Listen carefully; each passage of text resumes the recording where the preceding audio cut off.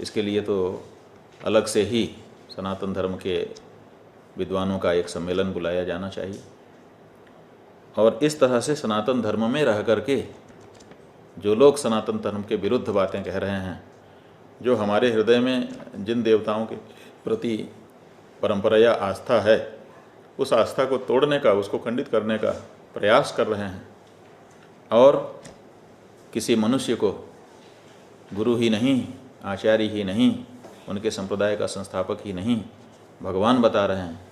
और भगवान बता करके भी उनको संतोष नहीं हो रहा है। हमारे जितने भगवान हैं उनको उनका सेवक निरूपित करने की प्रवृत्ति उनकी जो हो रही है, ये सब बहुत ही आपत्तिजनक है। इतनी आपत्तिजनक है कि इस बारे में एक कड़ा और स्पष्ट निर्णय सनातन धर्म की ओर से लिए जाने की आवश्यकता है।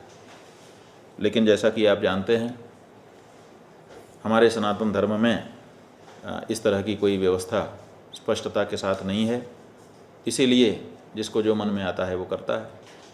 अभी जो ताज़ा घटनाक्रम है जिसके बारे में बहुत सारी चर्चा हो रही है, हम भी सुन रहे हैं कि किसी अहमदाबाद के हनुमान जी के मंदिर में हनुमान जी की विशाल मूर्ति स्थापित की गई है, जिसमें स्वामी नारायण संप्रदाय के लोगों ने भगवान हनुमान के माथे पर स्वामी नारायण का तिलक लगा दिया है। जो तिलक वो लोग अपने संप्रदाय की पहचान के लिए प्रयोग में लाते हैं, वह तिलक हनुमान जी के माथे पर लगा दिया।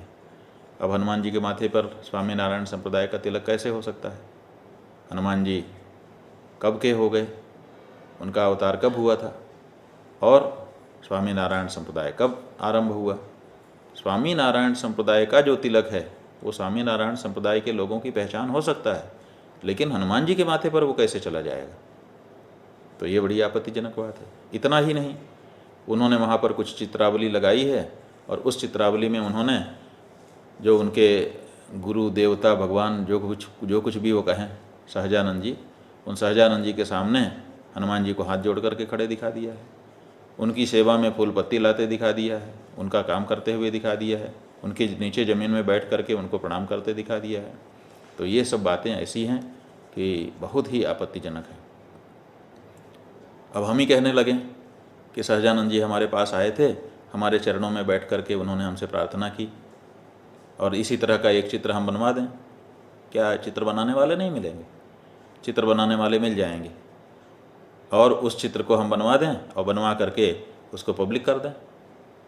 कैसा लगेगा इन स्वामी नारायण संप्रदाय के लोगों को? बस जैसा लगेगा ना, वैसा ही हमको इस समय लग रहा है।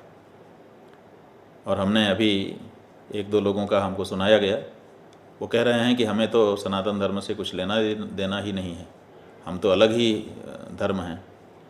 तो ऐसी परिस्थिति में जब सनातन धर्म से तुम्हारा लेना देना तुम खुद ही कह रहे हो कि नहीं है, तो फिर सनातन धर्म के प्रतीकों का प्रयोग क्यों करते हो?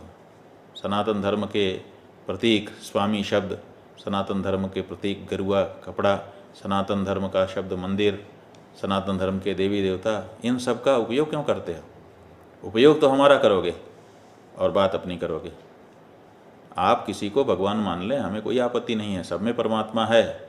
अगर आपको दिखता है सहजानंद जी में कि यही भगवान है, बिल्कुल मानो। लेकिन ये कहो कि पुराणों में इनका वर्णन है कि ये भगवान है, ये बिल्कुल गलत है। ये कहो कि सब देवता इनकी सेवा में आते थे, बिल्कुल गलत है। मुसलमानों ने जिस तरह से हमारे देवी देवताओं का अपमान किया, उससे ज़्यादा अपमान इस समय स्वामीनारायण संप्रदाय के द्वारा हम लोगों को अपने देवी देवताओं का होता दिखाई दे रहा है।